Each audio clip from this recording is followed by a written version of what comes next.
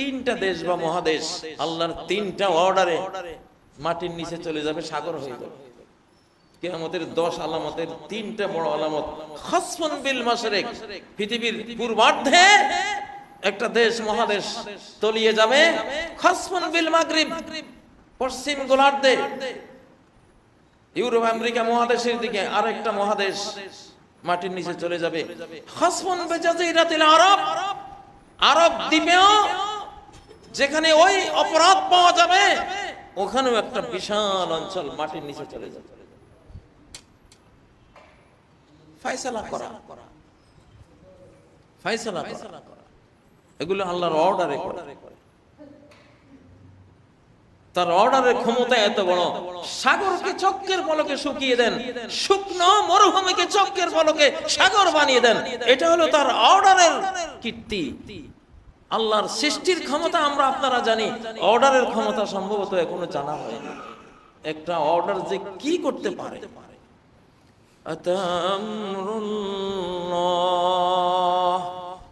এক আমার নমরুদের বিশাল অগ্নিকুণ্ডকে এক চক্রের ফলকে বরদান ও সালামা, ঠান্ডা শীতল এবং শান্তিপ্রদ এয়ার কন্ডিশন করে দিয়েছে। কোন এটা অর্ডার? হও আগুন, হও কি, হও বরদান, শীতল, শীতল হয়ে গেছে। আর কি হও সালামান, এমন শীতল হইও না যে আমার বন্ধুর কষ্ট হয়, কারণ ঠান্ডায় তো কষ্ট দেয়। আরামদায়ক ঠান্ডা হইবা। কোন সাধ্য আছে আগুনের? আগুনের বাপের ক্ষমতা আছে অর্ডারের বাইরে যাওয়া? অর্ডার। অতএব 2024 পরবর্তী গোটা মানব জাতি, জাতিসংঘ, নিরাপত্তা পরিষদ এবং আশপাশের সুপার পাওয়ার বড় বড় শক্তি সবাইকে বলছি, আল্লাহুল খালকু ওয়াল আমর, সৃষ্টি যার, অর্ডারও তার। তার অর্ডারের ক্ষমতা এত বড়, গোটা সৃষ্টিকে নাই করে দিবেন এক চোখের পলকেরও আগে। আপনারা ভয় করুন এই স্রষ্টার অর্ডার, কার উপরে কোন অর্ডার আসে কিছু করার নাই। খালকের শক্তি দেখেছেন, সৃষ্টির শক্তি দেখেছেন, পরমাণু নিউক্লিয়ার বোমের শক্তি দেখেছেন, হাইড্রোজেন বোমের শক্তি দেখেছেন, আল্লাহর অর্ডারের শক্তি দেখেন। আব্রাহার হস্তি বাহিনী একটা অর্ডার যে আল্লাহ হাতির উপরে দিয়েছিল, ওরে কাবার দিকে চালাইতে গেলে চলে না, অন্য দিকে চালাইতে গেলে দৌড় দেয়। যে কাবার দিকে যায়, মাউত যখন কাবার দিকে চালায় বসে যায়, অন্যদিকে চালায় তখন চলে। আমরা মুসলিম, আমাদের পরমাণুর ভয় দেখাইয়া লাভ নাই। পরমাণু কার অর্ডারে চলে? যে আল্লাহ আব্রাহার হস্তি বাহিনী যখন কাবামুখী হয় বন্ধ, অন্যমুখী হয় সচল হয়, সেই আল্লাহ তো এটা করতে পারেন। আপনি যখন অ্যাটম বোম আমার দিকে তাক করবেন, ওটা ফুটবে না, ওটা অচল হয়ে যাবে। হতে তো পারে। আমি তো বিশ্বাস করি কোরআন এটা বলে না কোন লা ইলাহা ইল্লাল্লাহ বললে ওয়ালার উপরে কোন পারমাণবিক আক্রমণ অতীতে হয় নাই, বর্তমানে হবে না। সূরা শুআরার সর্বশেষ যে আক্রমণের কথা, আসহাবুল আইকা শুআয়ব জাতির উপরে, আখাযাহুম আযাবু ইয়াউমিজ যুল্লা, তাদেরকে এমন এক দিনের আযাব গ্রাস করে ধ্বংস করেছিল যেই দিন উপরে শামিয়ানার মতো বিশাল কিছু মাথার উপরে মেঘমালার মতো উপরে এসেছিল। সেটা কি? সেটা পরমাণু বোমা বিস্ফোরণ হলে সব ধুলিবালি হয়ে আকাশে জুল্লা, জুল্লা মানে শামিয়ানার মতো হয়। এটা অতীতে এই পরমাণু আক্রমণ হয়েছে। লা ইলাহা ইল্লাল্লাহ মানো, এক আল্লাহ মানো। শুআয়ব আলাইহিস সালাম দাওয়াত দিতে দিতে দিতে ওরা যখন মানে নাই, বলল যে আকাশ থেকে তাহলে কিছু ফেলো। ওকে ওকে, আকাশ থেকে ফেলছে। কি ফেলছে? সেই পতিত জিনিসের বয়ান আল্লাহ দিবেন, ফাআখাযাহুম আযাবু ইয়াউমিজ যুল্লা, আকাশ থেকে এমন আক্রমণ করেছি, সে আক্রমণে ভূমিতে আক্রমণটা হওয়ার পরে এটা মেঘমালায় রূপান্তরিত হয়েছে। এটা তো নিউক্লিয়ার আক্রমণ। কার উপরে হয়েছে? লা ইলাহা ইল্লাল্লাহ অস্বীকারী। আর লা ইলাহা ইল্লাল্লাহ ওই যুগে যারা বলেছেন শুআয়ব আলাইহিস সালাম সহ, ওই নিউক্লিয়ার আক্রমণ থেকে নাজ্জাইনা শুআইবান ওয়াল্লাযীনা আমানু মা, আমি শুআইবকে ওই নিউক্লিয়ার আক্রমণ থেকে বাঁচাই দিয়েছি, তারা যারা তার সাথে ঈমান এনেছে তাদেরকেও বাঁচাই দিয়েছি।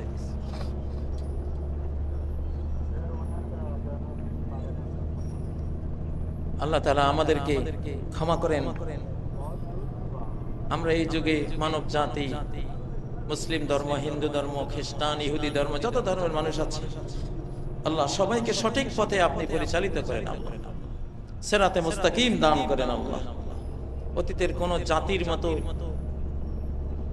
কোন ধ্বংসযজ্ঞে আমাদের চোখের সামনে, আমাদের আধুনিক বিশ্বের কোন মহাদেশ যাতে হারিয়ে না যায়। আল্লাহ মানব জাতির কোটি কোটি শত কোটি মানুষ চোখের পলকে অস্তিত্বহীন হয়ে না যায়, অস্তিত্বহীন হয়ে জাহান্নামের আযাবে চিরস্থায়ীভাবে পড়ে না যায়। আল্লাহ তাআলা এই দুর্ভাগ্য থেকে আপনি হেফাজত করেন। আল্লাহ আমরা গোটা মানব জাতির হেদায়েত চাই, গোটা মানব জাতির কল্যাণ চাই। আমাদের নবীজি পাথর খেয়ে, পাথরের আক্রমণে রক্তাক্ত হয়ে দোয়া করেছিলেন। যখন ফেরেশতা বলেছিল, হে মুহাম্মদ, তুমি যদি বলো আতবাকতু আলাইহিমুল আকসাবাইন, দুই পাহাড় আমি একসাথ করে এই তায়েফের মানুষগুলির মাঝখানে ফেলে পিষে ফেলবো, তুমি যদি বলো। উনি বলেন, না, আমি আশা করি এরা ঈমান না আনলে কি হবে, এদের ঔরস থেকে এমন মানুষ আসবে যারা লা ইলাহা ইল্লাল্লাহ পড়বে। আমি সে আশায় বুক বাঁধলাম। আল্লাহুম্মা হাদি কওমি ফাইন্নাহুম লা ইয়ালামুন, আল্লাহ আমার কওমকে হেদায়েত করেন, তারা তো না জেনে আমাকে আক্রমণ করেছে। আমরা সেই নবীর উম্মত, আমরা কারো কল্যাণ চাই না। উখরিজাত লিন-নাস, এই উম্মত, উম্মতে মুহাম্মাদিয়াকে পৃথিবীতে আনাই হয়েছে মানব কল্যাণের জন্য। আল্লাহ তাআলা মানব জাতিকে হেদায়েত দান করেন, তওবা ইস্তেগফার করার তৌফিক দান করেন। আল্লাহ কোরআন ও সুন্নাহ, নবীর আদর্শ মেনে হযরত মুসা আলাইহিস সালামের আদর্শ কি ছিল, ঈসা আলাইহিস সালামের আদর্শ কি ছিল, ইব্রাহিম আলাইহিস সালামের আদর্শ কি ছিল, সেটাকে ফলো করার তৌফিক দান করেন। লিখে রাখো, আজকে বলে গেলাম, আমরা তো বুড়ো মানুষ, আমরা এগুলো কোরআন হাদিসে চর্চা করতে করতে তোমাদেরকে এই তথ্যটা দিলাম। দাজ্জাল, ইরান, ইসরায়েল, আমেরিকার যে যুদ্ধ লাগিয়েছে, এই যুদ্ধ শেষে তারা হয়তো চেষ্টা করবে একটা মাইক্রোচিপ, চালের মতো, চালের চেয়ে ছোট একটা মাইক্রোচিপ তোমার শরীরে ঢুকিয়ে দেবে, আর ওই মাইক্রোচিপটা তোমার ব্রেন কন্ট্রোল করবে। তোমার ব্রেইনে তুমি কি ভাবছো, কম্পিউটারে নিউ ইয়র্ক শহরে বসে বা তেল আবিবে বসে বা ইউরোপে বসে তারা দেখবে যে বাংলাদেশের ওই ছেলেটা, ওই মেয়েটা এখন এই মুহূর্তে আমাদেরকে নিয়ে এটা ভাবছে, ওদের কম্পিউটারে উঠবে। তোমরা এই ধরনের এক ভয়াবহ প্রযুক্তির যুগে এসছো। তবে হয়তোবা তোমরা যখন আরো 15-20 বছর পার হবে, তখন গাড়ি পাবে না, ট্রেন পাবে না, বিমানও পাবে না, বিদ্যুৎও পাবে না, মোবাইল তো পাবেই না, জিপিএস সিস্টেম পাবে না, কিছুই থাকবে না। থাকবে তোমাদের সামনে গরু গাড়ি, ঠেলা গাড়ি, টমটম, ঘোড়া, গাধা, তারপরে পায়ে হেঁটে যাওয়ার ব্যবস্থা, নৌকা চলার ব্যবস্থা। লিখে রাখো, আজকে বলে গেলাম, আমরা তো বুড়ো মানুষ, আমরা এগুলো কোরআন হাদিসে চর্চা করতে করতে তোমাদেরকে এই তথ্যটা দিলাম। এই জন্য বয়সের এক পর্যায়ে প্রচুর হাঁটতে হবে, শারীরিক ফিটনেস রাখতে হবে। একবারে সুখের নন্দলাল হলে চলবে না, অচল হয়ে যাবে। তো আসলে আমাদের এই যুগটা অত্যন্ত ভয়াবহ যুগ। তোমরা এই যে মোবাইলটা, স্মার্ট মোবাইল, তাই না? স্মার্ট কাকে বলে? ইন্টেলেকচুয়াল, মেধাবী, বুদ্ধিমান। এই মোবাইলটা বুদ্ধিমান, তাহলে তোমরা কি? তোমাদের হাতে থাকা মোবাইলকে একটা টার্গেট করে নাম দেয়া হয়েছে স্মার্ট মোবাইল। তার মানে কি? তোমরা গবেট। এইটার বুদ্ধি আছে, তোমাদের নাই। তাই তো তোমাদের সামনে সে স্মার্টনেসের গৌরব করে যে আমি স্মার্ট। তুমি আনস্মার্ট, তোমার বুদ্ধি শুদ্ধি নাই, তোমারে আমি বুদ্ধি না দিলে তুমি অচল। তোমার কোনো জানতে হলে, কোন চাকরির পরামর্শ চাইতে হলে এই যে কিনা চ্যাট জিপি আছে, চ্যাট জিপি কে জিজ্ঞাসা করলে, যে তুমি হয়তো জিজ্ঞাসা করলে কাজী ইব্রাহিম কে, তোমার চ্যাট জিপি বলতেছে যে উনি এই এই এই। তুমি হয়তো জিজ্ঞাসা করবা যে আমি একটু সৌদি আরব যেতে চাই, কোথায় ভিসার জন্য দরখাস্ত করতে হবে, কোথায় টিকিটের জন্য যেতে হবে, সব এটা বলতেছে। এই জন্য সে স্মার্ট, তোমরা কি? এটা একটা হাদিসে নবীজি বলে গেছেন, ওয়ায়াখলুফু লাহু হাবাউন মিনান নাস। এর আগের অংশ হলো ইন্নাহু লাতুনজাউ উকুলু আহলি যালিকাজ জামান। শেষ জামানার প্রজন্মের বিবেক বুদ্ধি চিন্তাই হয়ে যাবে, হাইজ্যাক হয়ে যাবে। তোমাদের মাথায় কিন্তু বুদ্ধি নেই। তোমরা বুদ্ধির দরকার হলে টেলিভিশনে দেখবা, বুদ্ধির দরকার হলে স্মার্টফোনে দেখবা, তোমরা বুদ্ধির দরকার হলে কম্পিউটার নিয়ে বসবা। কিন্তু আমাকে একটা যদি মাসলা জিজ্ঞাসা করো, আমি আমার ব্রেইন থেকে সাথে সাথে কয়েকটা আয়াত বলবো, কয়েকটা হাদিস বলবো, তোমার উত্তর দেব। কিন্তু এখনকার প্রজন্মকে জিজ্ঞাসা করলে সে একটা কম্পিউটার আনবে, এমন এমন। তো মাথায় তেমন কিছু নাই, ওই যে ব্রেইন থেকে।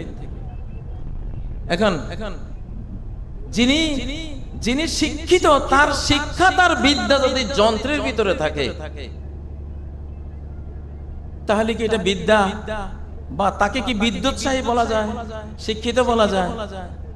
এই জন্য বাংলাদেশের এক কবি বলেছেন, পুঁথিগত বিদ্যা আর পর হস্তে ধন, নহে বিদ্যা নহে ধন, হলে প্রয়োজন, দরকারের সময় কাজে লাগবে না। তো তোমরা নিজেরা পড়াশোনা করো। এই মোবাইল তোমাদের মতো শিশু বয়সের, কিশোরী বয়সের ছেলে মেয়েরা যখন এই মোবাইল 2 মিনিট ব্যবহার করো, কয় মিনিট? 2 মিনিট ব্যবহার করো, 2 মিনিটে 1 ঘন্টা তোমাদের এই আল্লাহ প্রদত্ত স্মার্ট ব্রেইনটা, সুপার স্মার্ট এই ব্রেইনটা, এটার 2 মিনিট ইউজে 1 ঘন্টা এটা বিশৃঙ্খল হয়ে থাকে। 1 ঘন্টা, এটা সায়েন্সের একটা গবেষণা তোমাদেরকে দিলাম। আচ্ছা, 2 মিনিটে যদি 1 ঘন্টা যায়, তাহলে তোমরা কিশোররা, ছোট্ট বয়সের মানুষরা যদি 4 মিনিট ব্যবহার করো, কয় ঘন্টা যাবে? 2 ঘন্টা বিশৃঙ্খল। 8 মিনিট ইউজ করলে 4 ঘন্টা বিশৃঙ্খল। 16 মিনিট ইউজ করলে কত ঘন্টা? প্রতি 2 মিনিটে যদি 1 ঘন্টা তোমার ব্রেন বিশৃঙ্খল থাকে, যে আজকে শিশুরা ক্রমশ কি হয়, কথা বলতে শিখে। এখন শিশুরা ক্রমশ কথা হারিয়ে ফেলে। 4 বছর বয়সে সে আল্লাহ বলতো, রাসূল বলতো, আব্বা আম্মা বলতো, মামা খালা বলতো। 6 বছর বয়সে গিয়ে আব্বাও বলে গেছে, আম্মাও বলে গেছে। এখন আর বলতে পারে না, ধীরে ধীরে ভাষা হারিয়ে যাচ্ছে। এই জিনিস থেকে ছোট্ট বয়সে তোমরা দূরে থাকবা, তোমরা দূরে থাকবা যদি স্মার্ট হতে চাও। না হলে গবেট বানিয়ে দিবে, এই মোবাইল তোমাদেরকে গবেট বানিয়ে দেবে। আল্লাহ তাআলা তোমাদের হেফাজত করুন। রহিম জানি আসিয়াছি মাওলারি দরবারে, আল্লাহ তারাইও না মোরে। তোমারি দরজার গোলাম, তোমারি দুয়ারে, তোমারি দরজার গোলাম, তোমারি দরবারে, আল্লাহ তারাইও না মোরে। আসিবারই কথা ছিল নিয়ানি কিরি বোঝা, ভাগ্য দোষে আসতে হলো নিয়া পাপের বোঝা। আসিবারই কথা ছিল নিয়ানি কিরি বোঝা, ভাগ্য দোষে আসতে হলো নিয়া পাপের বোঝা। আসামির ওই স্বীকারোক্তি ক্ষমা পাওয়ার করে, আল্লাহ তারাইও না মোরে।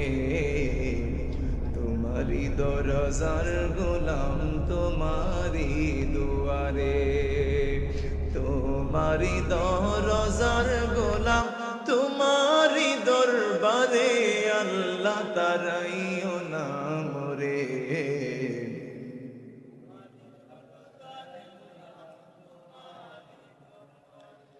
জানি আমি মহাদোষী বহু গুনাহগার, তুমি কিন্তু সবার বড় আল্লাহু আকবার। জানি আমি মহাদোষী বহু গুনাহগার, তুমি কিন্তু সবার বড় আল্লাহু আকবার। ক্ষমা করিলে মোরে কেবা জিজ্ঞাসিবে, তবে আল্লাহ তারাইও না মোরে। তোমারি দরজার গোলাম তোমারি দুয়ারে, তোমারি দরজার